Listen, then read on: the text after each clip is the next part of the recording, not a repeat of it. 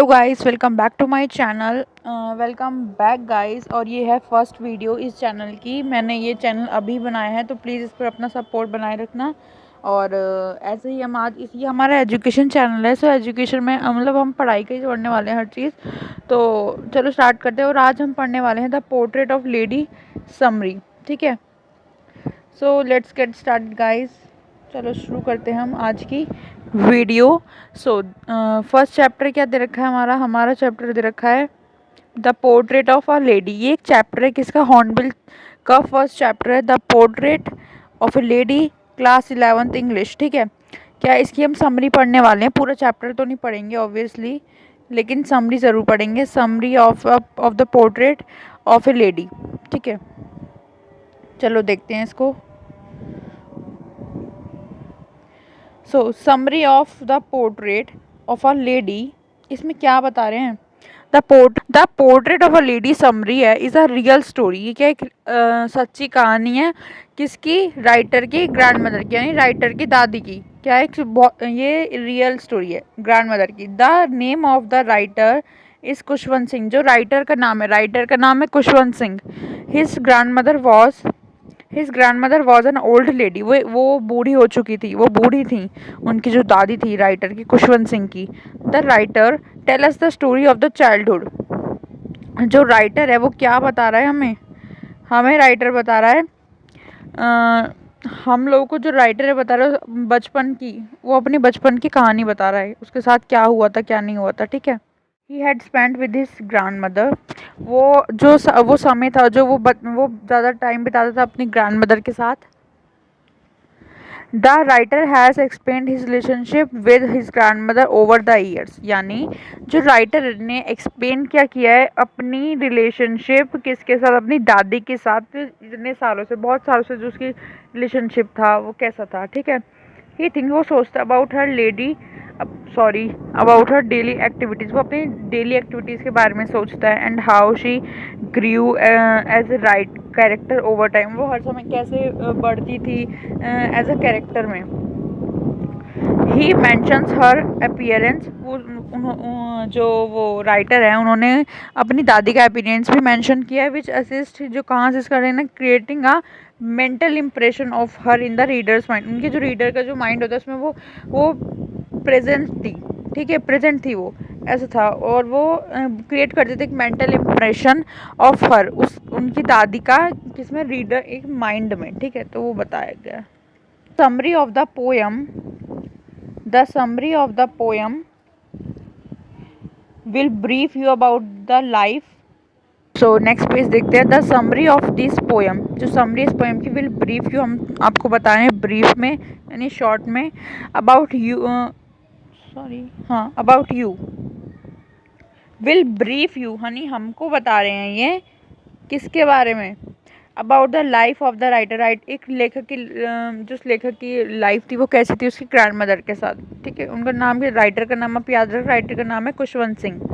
ठीक है, all the beautiful and emotional moments, यानी जो सभी ब्यूटीफुल यानी सुंदर से और जो इमोशनल से मोमेंट्स थे जो प्रेजेंट हैं इन दिस, इस समरी में सब कुछ प्रेजेंट है। जो उनकी और उनकी दादी के साथ उन्होंने समय बताया, कैसे कैसे मोमेंट्स थे, क्या क्या हुआ होगा, तो उन्होंने सब प्रेजेंट किया है इसमें। ठीक है, the summary will tell you about the beautiful relationship. जो समरी है हमें क्या बता रही है, एक ब्यूटीफुल, इस सुंदर से रिश्ते के बारे में बता रही है। That writer had with his grand, जो उनका राइटर का था उनकी ग्रैंड मदर के साथ। That's it guys. जो थीम क्या है, यानी जो स्टोरी है उसका थीम क्या है। The poem can be interpreted, जो पोएम है can be interpreted as spanning many stages. ठीक है, वो वही चीज़ बता रहे हैं। The theme can be interpreted as spanning many stages of the author की लाइफ में। ऐसी बहुत से थीम हो सकते हैं जो इंटरप्रेट हो सकते हैं ऐसे स्पैनिंग बहुत सारी स्टेजेस में, किसकी, ऑथर की लाइफ की। ड्यूरिंग चाइल्डहुड, यानी बचपन के दौरान। The key themes were seem to be innocence, जो की थीम्स थे यानी छोटे छोटे थीम्स थे उनकी स्टोरी की, वो कहती बहुत ही कभी कभी कि इनोसेंस यानी थोड़े भोलेपन वैसी थी, इनोसेंस थी, एडमायरेशन थी एंड लव बिटवीन, ये और प्यार था किसके बीच में, ग्रैंड मदर एंड ग्रैंडसन यानी एक दादी और एक पोते के बीच में। और ये बहुत ही खूबसूरत सा रिश्ता भी होता ही है, ठीक है। During the author stay in the city, author के शहर में रहने के दौरान, जब ऑथर उस शहर में रह रहा था, however the two were linked by the themes of separation and unfamiliarity, यानी उसमें दो जो है वो लिंक्ड हुए थे उसकी थीम के द्वारा, और वो सेपरेशन यानी अलग होना एंड अनफैमिलियरिटी यानी कुछ अनफैमिलियर से कुछ ठीक नहीं था उनका, ऐसा था। So finally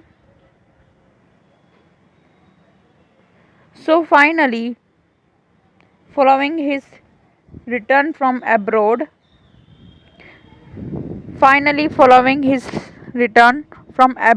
the dominant subject appears to be a sense of reunion as well as bittersweet ending, यानी थोड़ा बिटर, ये थोड़ा सा कड़वा, स्वीट होता है, मीठा वो तो आपको पता ही। तो ऐसी ही कुछ उनकी एंडिंग भी है, कुछ मीठी कुछ कड़वी ऐसे करके हुई है जिनका। और finally he is return from, जब वो एब्रोड से आया, जो राइटर है Khushwant Singh, the dominant subject जो दे अपियर हुए सेंस ऑफ रियूनियन में as well as bitter sweet ending, जैसे ये जैसे होती है ना कि बिटर स्वीट एंडिंग की तरह, ऐसे थे उनके कुछ डोमिनेंट सब्जेक्ट जो अपियर हुए थे।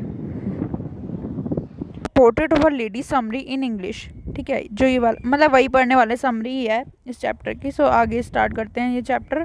The writer recall his grandmother as short healthy and slightly bent, यानी जो राइटर है वो क्या याद कर रहा है, यानी क्या रिकॉल कर रहा है, वो क्या रिकॉल कर रहा है, वो रिकॉल कर रहा है his grandmother and as short, जब यानी एज वो याद करता है वो ऐसी चीज़ जब ग्रैंड मदर उसकी शॉर्ट थी, हेल्थी, स्लाइटली बेंड थी, यानी अच्छे से बैठ जाती थी वो सब। Her hairs were silver in colour, जो उसकी दादी के जो बाल थे वो सिल्वर थे, एंड वेयर स्कैटर्ड यानी वेयर स्कैटर्ड मेसली, यानी और उनके फेस पर ना कुछ दाग धब्बे थे, ठीक है, ये बताया गया इसमें।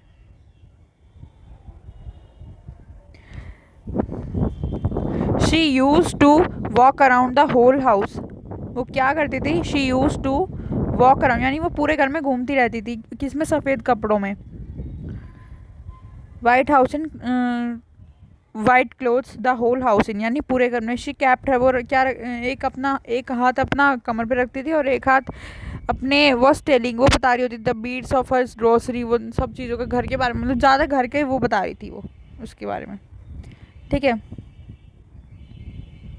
रखा है the writer thinks of her as not very pretty, writer सोचता है कि वो उतनी तो सुंदर नहीं थी, बट कॉन्स्टेंटली उसको वो राइटर को बहुत सुंदर लगती थी हर समय, all the time beautiful.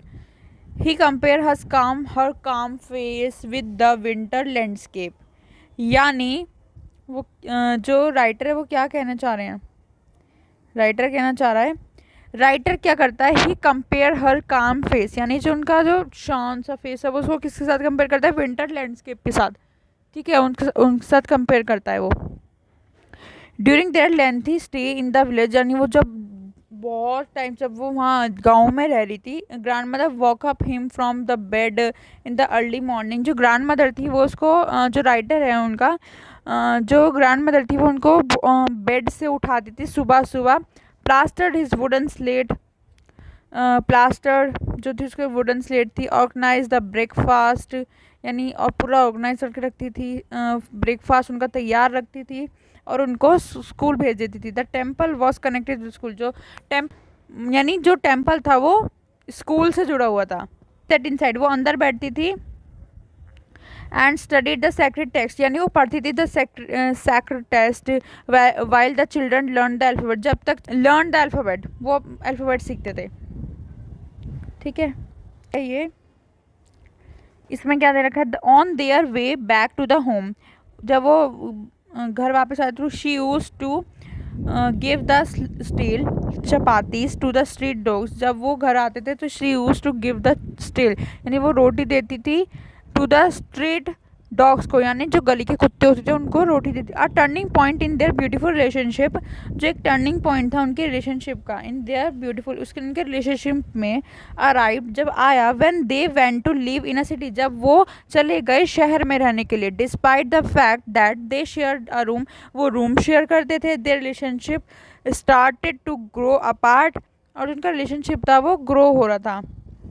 Now the writer use to go, now the writer, थोड़ा एक कर देते हैं। Now the writer use to go to the city school, जो राइटर था वो शहर जा रहा था, school on a school bus, city school, यानी वो शहर के स्कूल जा रहा था school bus, and on a school bus and studied subject like, and वो पढ़ने जा रहा था कैसे subject, English, physics, mathematics and many more subject that his grand mother couldn't understand at all, जो कि ग्रैंड मदर जो थी उसकी वो उसको बिल्कुल नहीं समझ पाती थी उन सब्जेक्ट्स को, तो वो इसलिए वहाँ बाहर के यानी शहर के स्कूलों में पढ़ने जा रहा था। कौन? खुशवंत सिंह, जो कि राइटर है। ठीक है। Grandmother could no longer go to school with him, उसकी जो ग्रैंड मदर थी वो ज़्यादा देर तक वहाँ स्कूल नहीं जा सकती थी उसके साथ, टू सेंड हिम, उसको नहीं भेज सकती थी। शी फेल्ट अपसेट, वो दुखी हो गई थी थोड़ा। There was no teaching, that there was no teaching about God, वो भगवान के बारे में कुछ नहीं पढ़ाते थे, and scriptures at the city school, scriptures होती सिटी स्कूल पर। Instead he was given music lessons, उसकी जगह वो उसको म्यूज़िक लेसन्स देते थे। But she said nothing, but वो कहती थी कि कुछ नहीं। She thought music was dreadful, यानी वो सोचती कि म्यूज़िक में क्या रखा है, म्यूज़िक कुछ नहीं है। It was just good for prostitutes, वो बस अच्छा है किसके लिए? प्रोस्टिट्यूट्स के लिए, एंड बेगर्स यानी भिखारियों के लिए। अकॉर्डिंग टू हर, उनके पॉइंट ऑफ व्यू से, यानी उनकी जो दादी थी उनके पॉइंट ऑफ व्यू से, it was not intended for gentleman, वो सही नहीं था, उनको म्यूज़िक सही नहीं लगता था। ठीक है। ओके, सो अब पढ़ रहे हैं। When the writer went to a university, जब राइटर कहाँ गया? यूनिवर्सिटी में पढ़ने के लिए। He got a separate room in his house, उसको मिला एक अलग कमरा मिला उसको उसके घर में। The common link of the relationship between the grand son and grandmother was broken now, जो मेन जो वो था इनकी स्टोरी का, जो कॉमन लिंक था उनकी रिलेशनशिप का किसके बीच में? ग्रैंडसन और ग्रैंड मदर के बीच में, वो पूरी तरह टूट चुका था तब। Grandmother really talk to anyone in the house now, grandmother बहुत ही मुश्किल से, यानी बहुत ही कम, रेयरली बात करती थी किसी से उस घर में। इन द हाउस नाउ, अभी।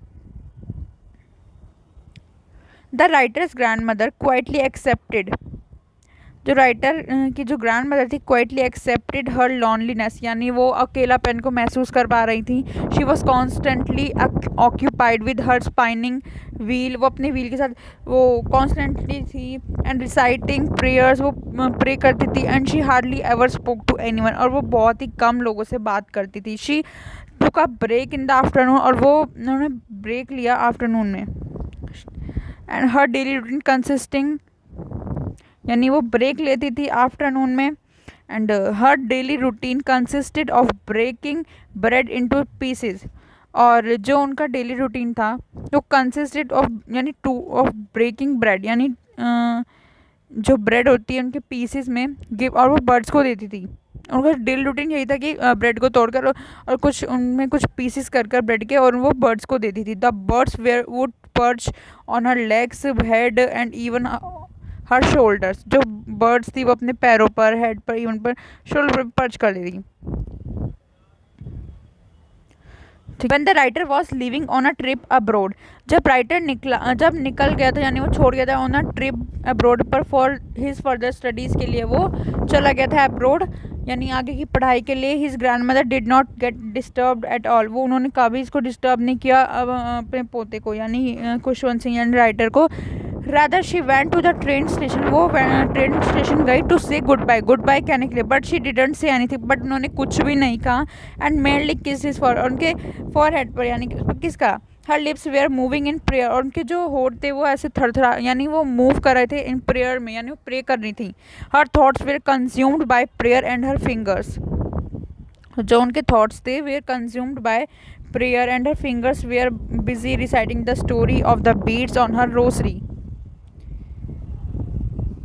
Seeing her grandmother at this old age, उसकी grandmother at this old age, the writer was thinking that it might be his last meeting with his grandmother. उसने राइटर ने सोचा कि शायद ये हमारी last meeting हो, शायद हम इसके बाद हम कभी ना मिले.